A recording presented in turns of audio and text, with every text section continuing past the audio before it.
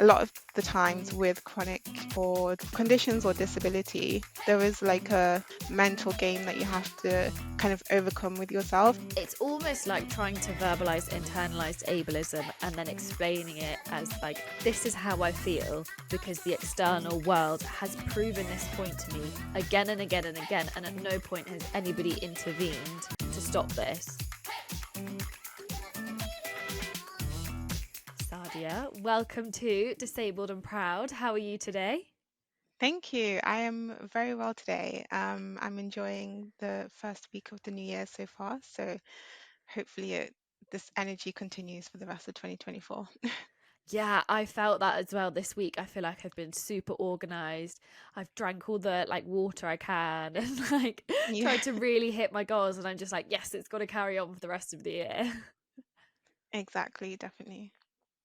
So, first question that I like to ask every guest that comes on this podcast is, how do you refer to your disability? Um, so so I was born with sickle cell anemia.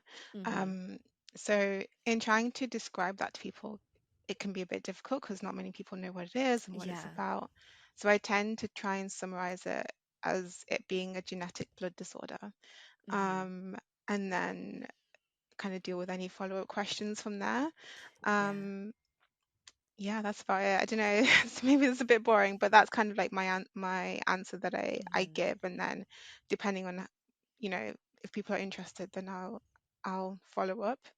But I Yeah. try not to give too much too quickly because then I Mm-hmm. think it can be a bit maybe overwhelming for them and also for me maybe. So yeah, Yeah, because I think there's a lot to be said in keeping like your medical information to yourself, and you like everybody is allowed to have that medical autonomy. That's Y- the word I meant. yeah, Uh, and I think that's a really great way that you explained it, that you don't give too much information too quickly, because it can be quite overwhelming. Because if you delve into it, it can be quite a lot. But for those who don't know what sickle cell anemia is, could you give like a quick whistle stop tour of what it is actually?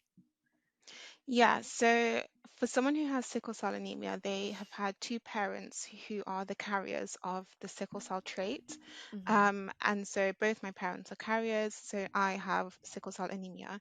And the way it impacts me is that so typically your red blood cells are circular and flexible, it carries hemoglobin, oxygen, it goes everywhere in your body and just helps you live your best life, Yeah. basically.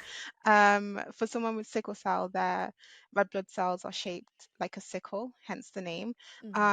which is like the shape of a banana or a crescent moon. So Mm-hmm. they're not fully formed, they're hard and rigid. And this causes a number of complications. The first one being because, they're not fully formed, they don't have enough hemoglobin and oxygen like Mm-hmm. attached to them. Um, so it's like a severe case of anemia, basically. Yeah. And then the second kind of major issue is that, again, because of their rigidness, they get stuck in blood vessels a lot. And when this happens, this causes sickle cell crisis, which is basically like just intense bouts of pain. Can last anything from like a day to like a month or so. Mm-hmm. Can be treated at home or will need hospital attention. So it really varies from patient to patient. And um, yeah, there are a few triggers as well that people tend to Mm-hmm. have. So main triggers are around temperature, so being too cold or too hot, Mm-hmm. which is a bit of a problem if you have ever worked in an office with the AC blasting on you for like eight Yeah. hours a day. It can be a bit of an issue. Then there's like exercise. Is also can be a trigger, dehydration, high altitudes. So there's lots of things that can trigger a Mm-hmm. crisis. Again, it just varies person by person. This is going to sound like the blondest question ever, but in my head, oxygen, hemoglobin, that is what makes you not tired. And I was wondering, do you get a bit more tired than like average Joe blogs because of that? Yeah, definitely. That's also another thing. There's lots of different things to kind of keep on Mm-hmm. top of, and tiredness is definitely one of them. Recently, actually, I think maybe a couple of months ago, I went through like maybe 2 or 3 weeks of feeling just exhausted.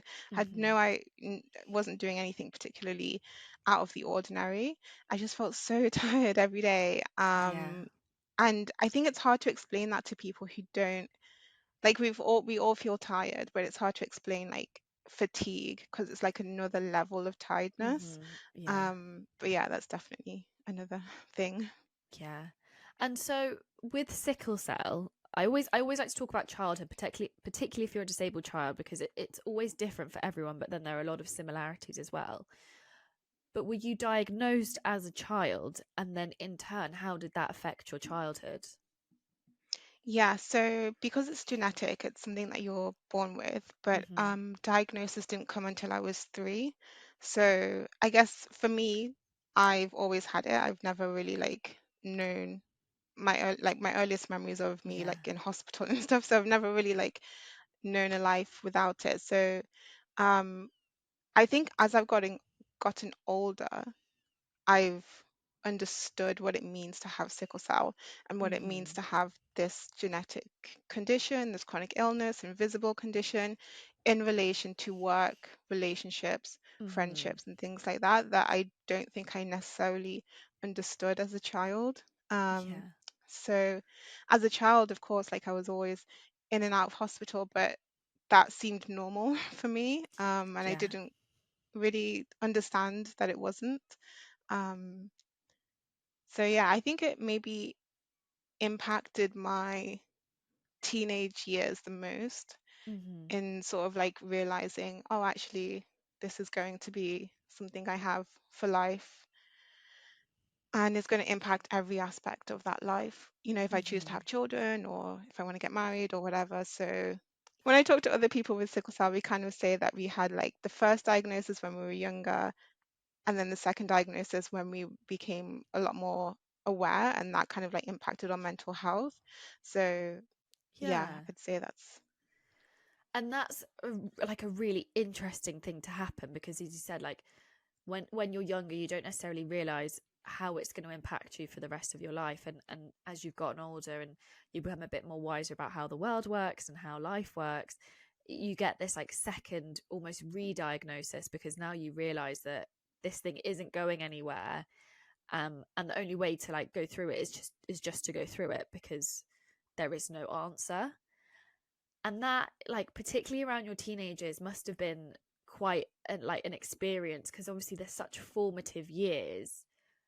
Do you think, looking back, that what, or like when you look back at it, does it make you mad, or are you happy that you kind of you had those years to almost like not panic, but like look at your life and almost be like, okay, this is how we can navigate through this, or we take this path which is completely different.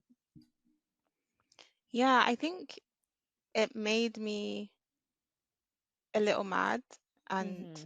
very sad, I guess. I think Yeah.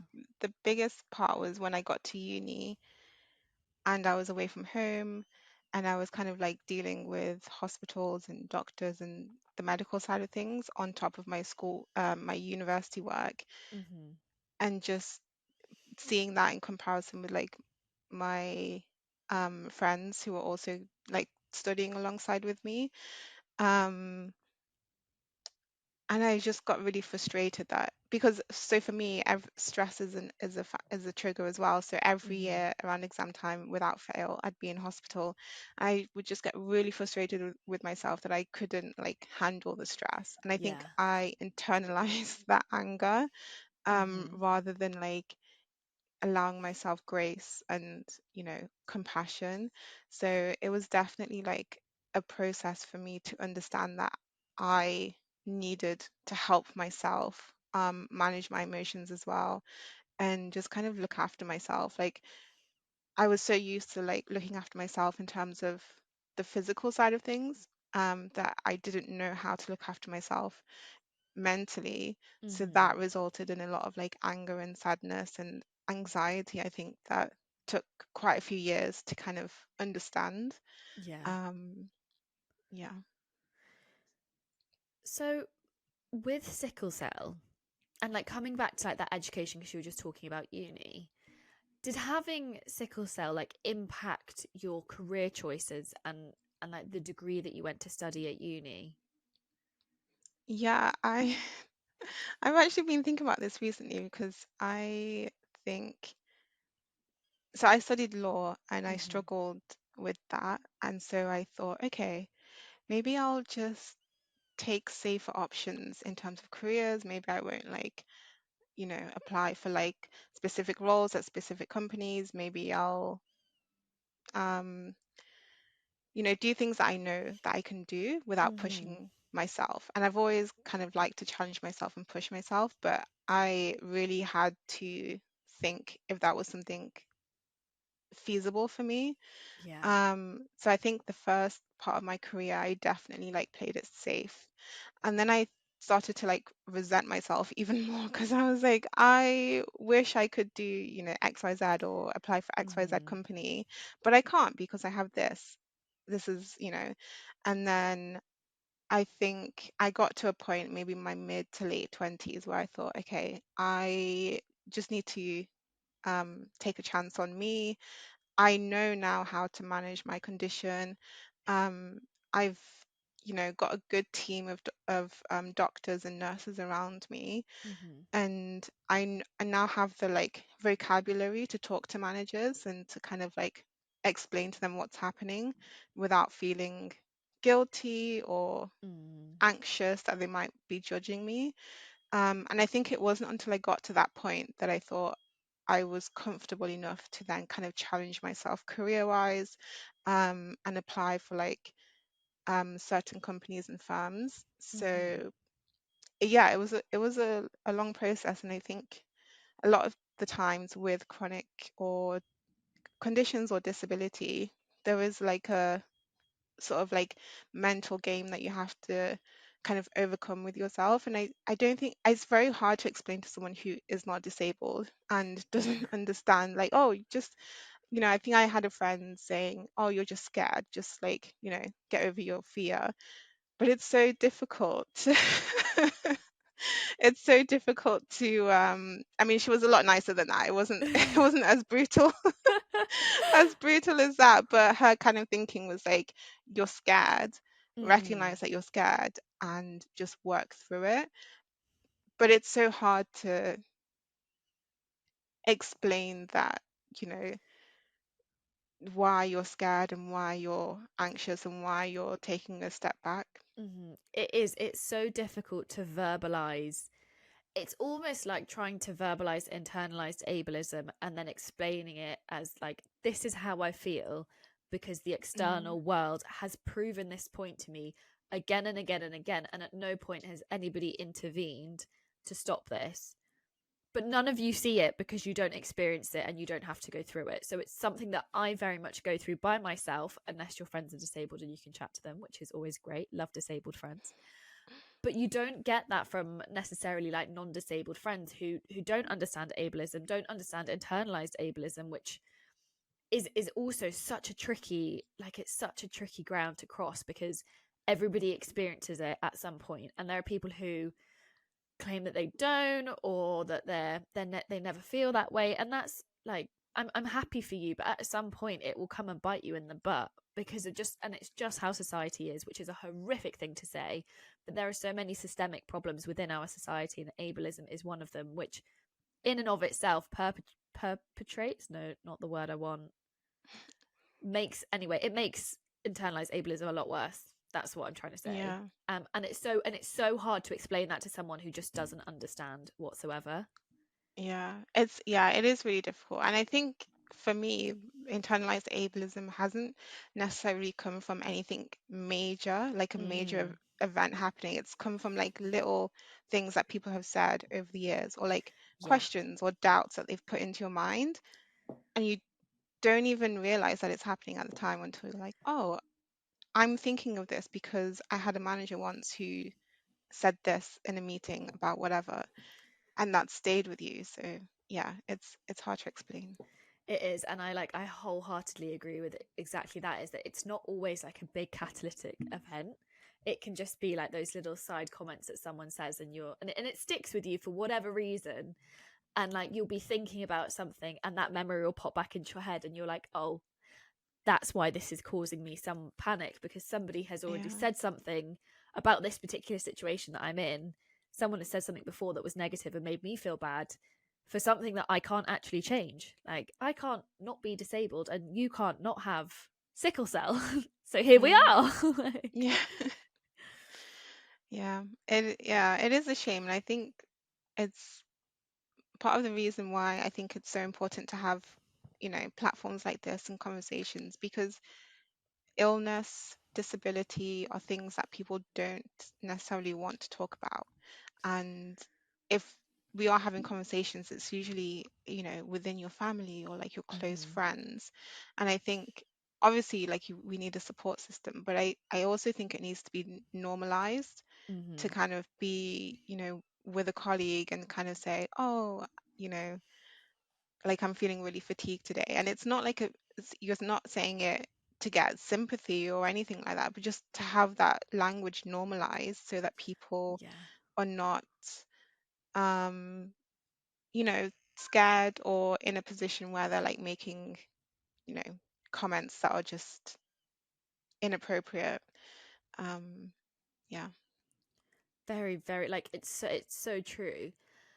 And actually, I was wondering if we could talk about sickle cell, because from my knowledge, which granted is very, very thin, it does impact those from Black communities in a much different, or like a different way than it would from someone with a white background. And I was wondering if you could explain like a little bit about that, if you can. Yeah. So, okay. A little geography or biology lesson, I guess. I So actually love this. I'm so here for this lesson. So sickle cell trait is when you just have one, like, of the gene, I guess, and Hmm. you don't have any of the symptoms, but it originally kind of came about as the body's defense mechanism against malaria. So you'll find that people in countries with high rates of malaria tend to have sickle cell trait and sickle cell anemia. So Hmm. that can be like West Africa, which is, why it's kind of tends to be associated with Black people. Hmm. But it's also in the Middle East, in the Caribbean, in India as well, um, and the sort of like Mediterranean areas. Hmm. There are people there who have sickle cell or thalassemia, which is kind of like a related blood disorder. It's very similar. And actually, we kind of share the same doctors, like Hmm. in terms of uh, if you look at the medical side of things. Um, and so, if two people who have sickle cell trait come together and have children, then there was a 1 in 4 chance that they will have a child with sickle cell anemia. Um, and then sickle cell anemia is broken down into sickle cell SS, which is the most severe form, which is what Hmm. I have, and then sickle cell SC, which is not as severe. People don't tend to have as many painful episodes, and Hmm. they tend to live a life that is pain-free.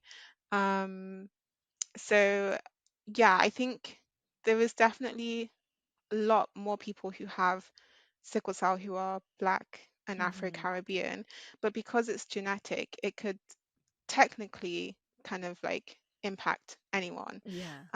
So I think there is a misconception, I think, with doctors and kind of like going to the hospital that it's just a Black disease or just like a Black Hmm. condition. And I understand where that comes from, but I think it can be quite dangerous to kind of Yeah. categorize a condition that way, because medical racism plays a part in Hmm. everything. And yeah, it's a whole it's a whole topic for discussion, but I think that that's something that I even had to kind of like relearn and understand, because I have sickle cell and Hmm. I grew up thinking, oh, it's a Black thing. Yeah. Anyone who has sickle cell is Black, basically. So yeah, it's definitely um, been a learning curve as well.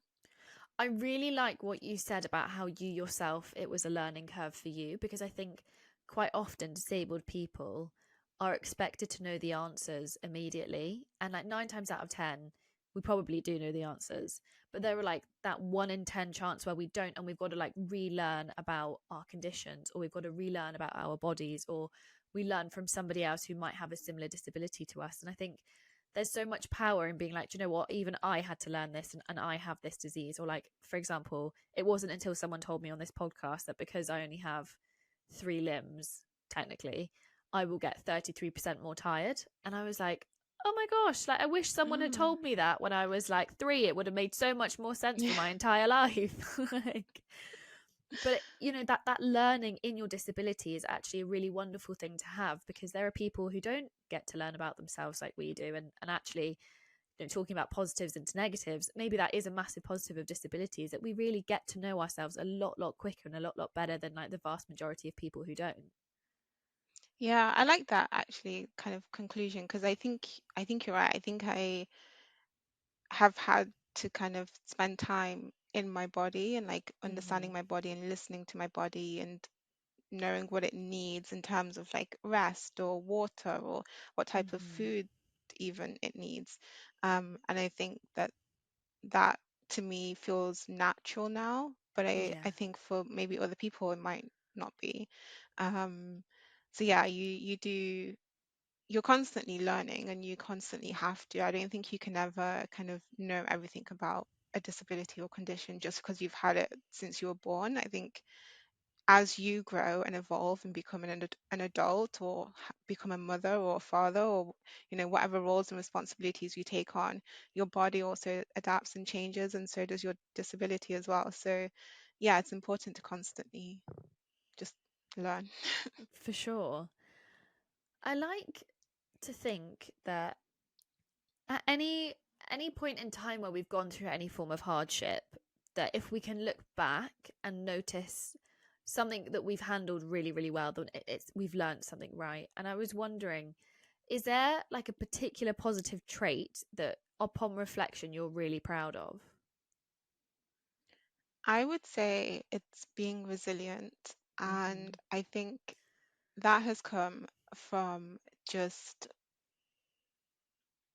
a lot of um I think I don't think I would have survived if I wasn't resilient, which sounds Mm-hmm. very dramatic, but I think it's just a case of like, okay, well, I'm in hospital now, I'm going to be here for a week. And then when I get out, I'm back into my routine, or I'm going back to work, or I'm going back to lectures at university. Like, if I didn't have that thinking and that mindset, Mm-hmm. and I'm because sickle cell pain is so intense that it really just makes you want to just give up, because you're just Mm-hmm. what is the point? Like, this is so painful. Why am I continuing, and why am I putting myself and out there to like experience more pain? So I think just having that resilience of wanting to keep going and wanting to get up and go again and try again, and know that like, yeah, I'll probably be back here, back in hospital, back in pain, but um you know, the value that I get from like just living my life is so worth it, and it's so Mm-hmm. important that I keep doing that. So I think that is definitely something that I see as a positive, and I think that that's something that I've been able to take into jobs. If like I'm working on a project and it doesn't go according to plan, I'm really not like, obviously I will get worried or stressed, but I don't um like, it's not devastating. It's not going to end me because, oh, this Yeah. thing didn't go well on this project at work. Whereas maybe for other people, it's their first time dealing with failure, the first time dealing with something going wrong. Mm-hmm. And they take it so, like, it's such a big deal. But for me, I think, well, that's life. That happens. And I've dealt with much worse, so I can Yeah. keep going with this. So I definitely say resilience. And I think a lot of disabled people have a lot of resilience, and it's something that I think I struggle to put into words, but um, yeah, it's just something that's like ingrained in me now. Yeah, and I completely what you said about how disabled people have a lot of resilience, I completely wholeheartedly agree because I think it takes a lot of grit and determination and almost like, you know, like a real set of balls to carry on surviving in a system that realistically doesn't really want you there but also like isn't prepared for you. And when you say why, and you know, you make a point about being, you know, well, maybe this could change, and the system doesn't want to change, that takes like real guts and determination. And like you said, to consistently like get back on the horse where you're like, do you know what, Mm, I'm gonna do it again. I know I'm gonna end up here, but I'm gonna do it again. I'm gonna do it again. I'll do it again. And that's like the best thing, is that we're all very determined people, but with that comes the resilience because we know at some point there is going to be like a knockback. But I mm, really like what you said about work, because I think a lot of people could take that on board and it would maybe just make them like even 2% happier. Is that, you know, if your project doesn't necessarily like go to plan, is it the end of the world? Are you like, is this a life and death situation? Probably not. So are you going to be fine? Probably. yeah. It is, yeah, it is really interesting to kind of be in the corporate world and see that and Mm, witness that in other people. And then I'm thinking, like, I understand, stress and kind of demands in the corporate world, but I think honestly, at the end of the day, I just think, well, we're here, we're healthy, we're good, let's keep going. And um, yeah, I think that resilience is definitely something that is so important mm-hmm, when we're working with different people from different backgrounds and different cultures, but it's not necessarily a skill that we are born with. I think it's something that you mm-hmm. kind of just develop through failure, and that could be through, health and disability, or it could just be through like personal failures. Um, but seeing failure as like not a bad thing, but just a thing of growth and opportunity, I think is really important as well. So yeah. For sure, failure is definitely a feedback mechanism. That's how I like to think of it anyway. Interestingly, that you brought up the corporate world, because I was going to go on to ask you, what is it like to be a corporate girly and then also a chronic illness girly at the same? Because sometimes I just don't feel like they mingle that well. Yeah, I think it really depends on the company and even the team, because the Mm-hmm. team that you're in within the company. So I previously worked at Deloitte. I was there for 4 years, and this was before joining that, I kind of worked in like admin and comms roles and social media Mm-hmm. roles. So that was kind of like the turning point for me of working in like a super corporate, super like professional place. Mm-hmm. Um, and I went into it, I think because I had the experience previously of kind of like talking to managers and explaining to managers about my condition, I didn't feel as overwhelmed. Mm-hmm. But there were definitely times where, again, coming back to internalized ableism, I guess, where I was just like, oh, I like, should I just push through this? Like, I feel super Mm-hmm. tired. I'm in a bit of pain. Like, my manager's going to be like, I was thinking these things. No one had like said anything to me, but I was like, oh, my Yeah. manager's going to be annoyed. I'm taking time off again. So I think it's still um a big issue, especially if you're in an environment that is very like competitive, very high achieving, and you find yourself unwell. Mm-hmm. It's really hard to kind of navigate those thoughts and feelings, even if your team is like really supportive and has kind of like things in place to help you. Um, so yeah, it's a mix, but I definitely say to for anyone listening who is in the corporate world, I definitely say to kind of, or thinking about entering the corporate world, to look for companies and organizations that really value inclusion and have kind of like processes in place to help people, to help their staff with disabilities. Um, and also, if you ever find yourself in a situation where you're trying to explain maybe to your manager, or you're asking for reasonable adjustments, or whatever the situation is, to kind of hold on to the fact that you deserve to ask for those things, and you deserve to Mm-hmm. be there just as much as anyone else. um and that it's that confidence, I think, or self-confidence, that will really kind of get you far. Mm-hmm. um yeah, but it's tough, I know. I know it's tough, so yeah. But I think that's a really, like, it's a very honest, like, portrayal of what it is, because I think a lot of disabled people are very put off by going into the corporate world because it is so highly competitive. It's, quick, fast paced, and I do understand that, because there are certain limitations that people have, and it's not limitations as in they don't believe that they could do it. It's limitations of their body, and that's a very different limitation to, like, limitations of the mind.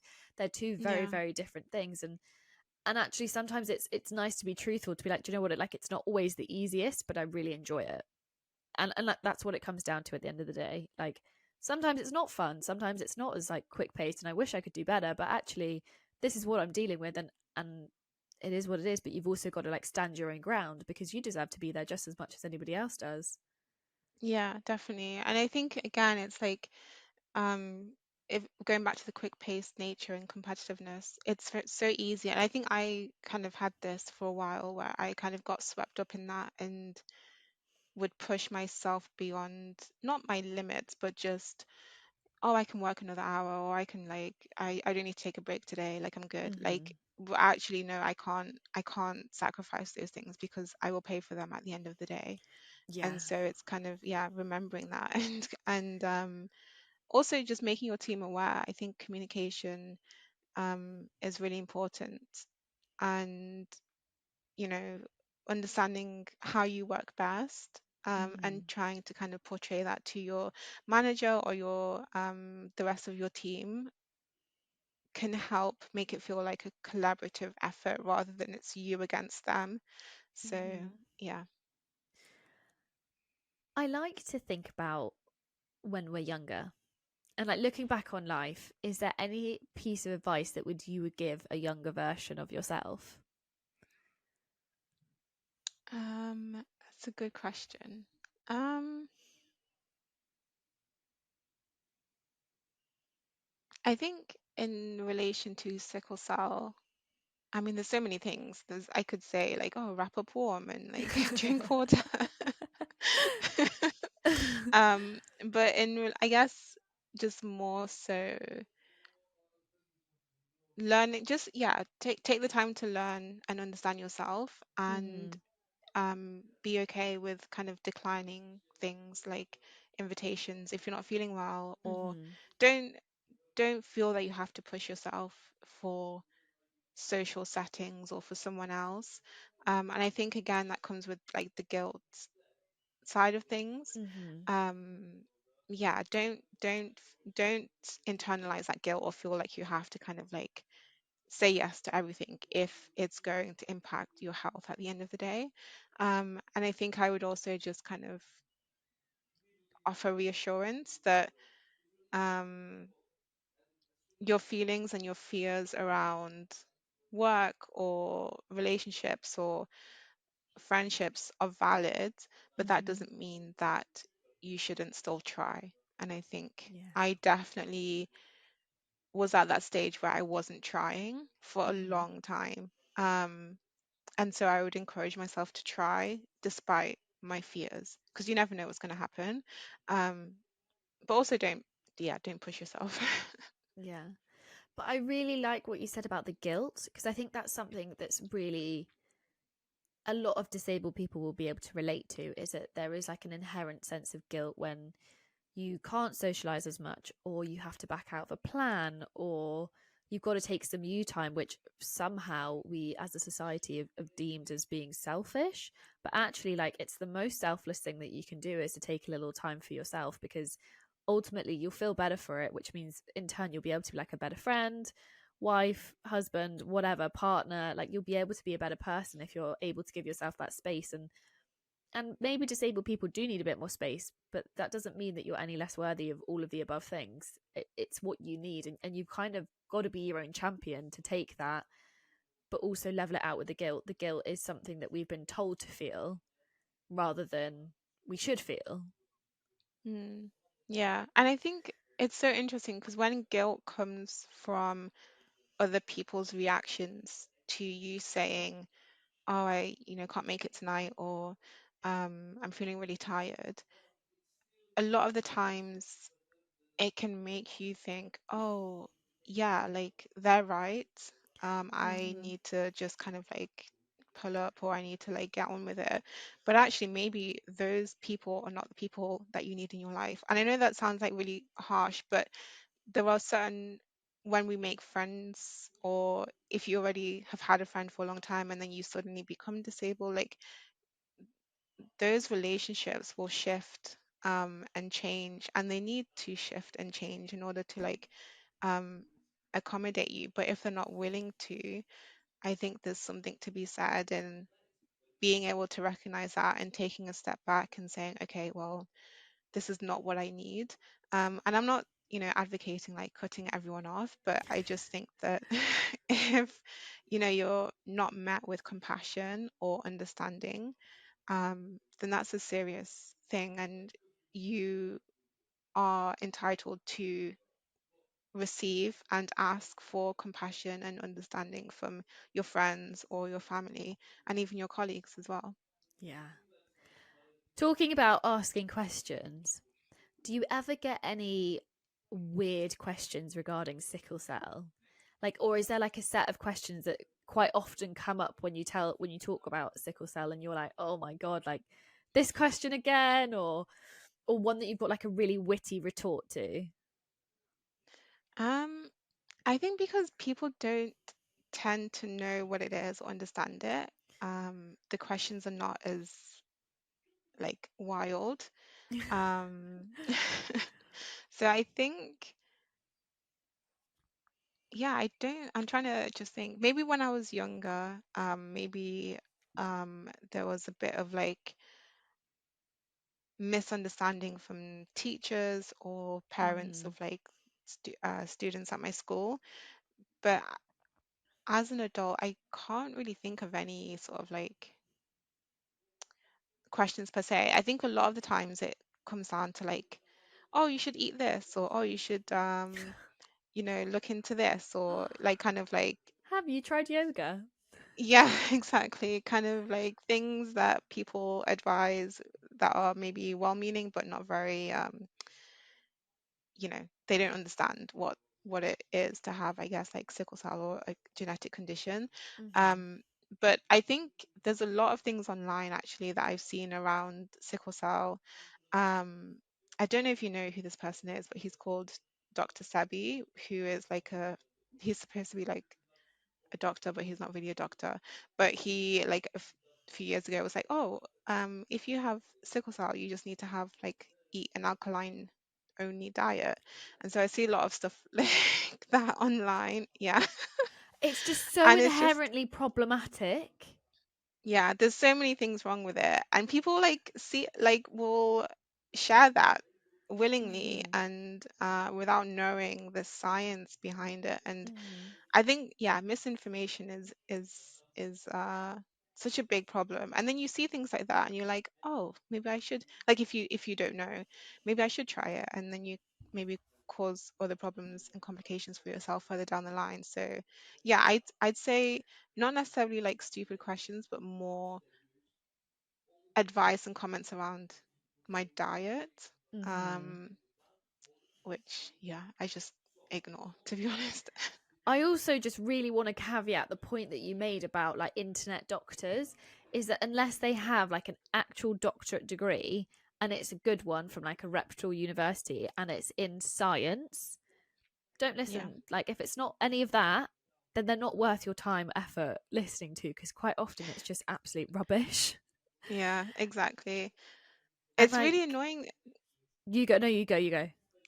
No, I was just gonna say it's really annoying and frustrating though, because I understand the desperation of wanting like, oh, there must be something, you know. Mm-hmm. Um, and I think a lot of those so-called doctors kind of prey off that. And maybe for one Yeah, person somewhere an alkaline diet worked, but that's not, a thing that you can kind of just tell everyone to do. yeah. So yeah. It is. It is honestly the internet. absolutely amazing, but also at the same time the absolute devil. So Yeah, like make sure you keep your wits about you on the line. exactly. I have one final question for you, Sadia, and that is, are you disabled and proud? Yes, I am disabled and proud. I think it's definitely a journey, Hmm.